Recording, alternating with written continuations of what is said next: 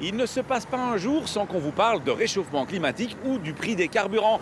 Et l'un comme l'autre devrait vous inciter à avoir une conduite plus économique, ça tombe bien. Voici aujourd'hui quelques conseils d'éco-conduite. Lors d'une formation l'éco-conduite, on a pour habitude de faire un premier parcours le matin, non coaché.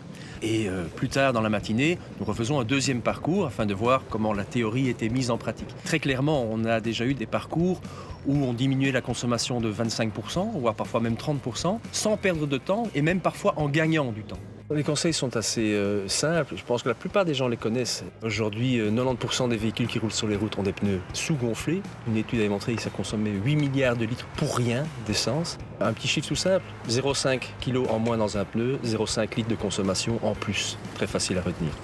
Deuxième conseil après les pneus, c'est clairement mieux utiliser sa boîte de vitesse et ne pas aller chercher des régimes moteurs trop élevés.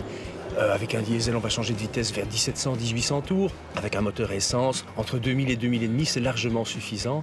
Et une voiture développe tout son potentiel à ce régime moteur-là, donc ça ne sert à rien d'aller chercher des tours inutiles. Plus un moteur tourne vite, plus il consomme. Et clairement, aujourd'hui, les constructeurs ont placé dans nos véhicules des petits indicateurs qui nous disent, voilà, vous pouvez déjà changer de vitesse. Et si vous suivez attentivement cette petite flèche, vous verrez que c'est beaucoup plus tôt qu'on ne le pense. Sur la route, la meilleure façon de consommer moins, c'est d'avoir une vitesse la plus stable possible, d'être le plus fluide possible. Les Anglais disent smooth.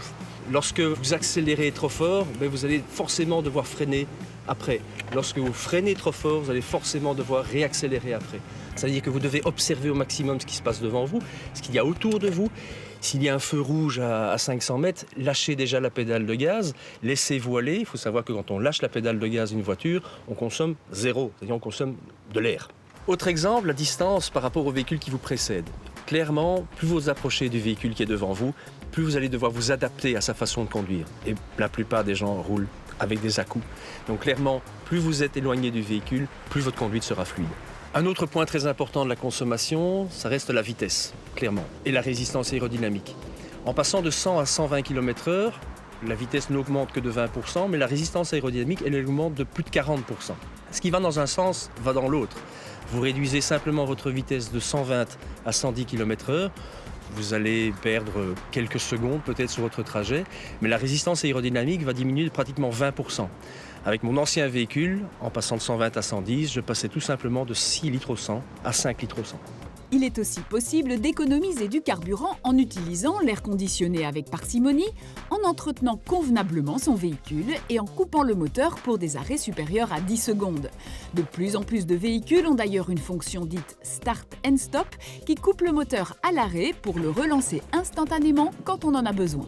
Signalons enfin que l'éco-conduite, en mêlant observation accrue du trafic, anticipation, fluidité, adaptation aux autres usagers et réduction de la vitesse, diminue grandement les risques routiers.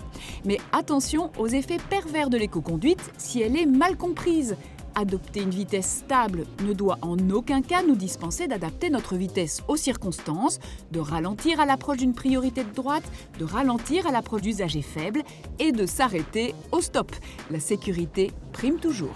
On pourrait encore donner d'autres conseils, mais soulignons pour terminer que l'usure de vos pneus est un très bon indicateur de votre style de conduite. Plus vite vous les usez, plus votre conduite est brutale et donc peu économique et peu préventive.